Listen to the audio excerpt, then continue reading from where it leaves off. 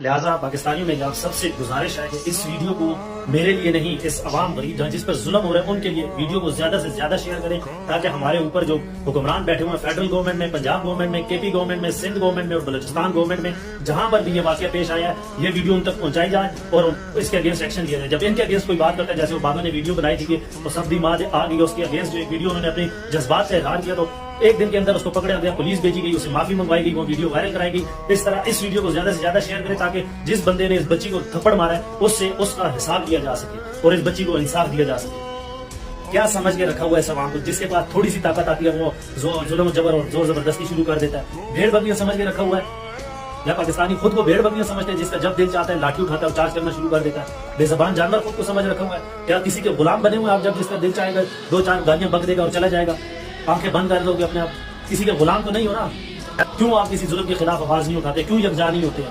اسی طرح یہ طاقتور آ کے پھر آج کسی کی ماں بیٹی کو ظلم جبر اس پہ کیا جا رہا ہے، ناجائز فائدہ اٹھا رہے ہیں اپنے طاقت کا، کل آپ کے ساتھ بھی ہو سکتا ہے۔ کم از کم ظلم کے خلاف تو ایک ہو کر آواز اٹھایا کریں۔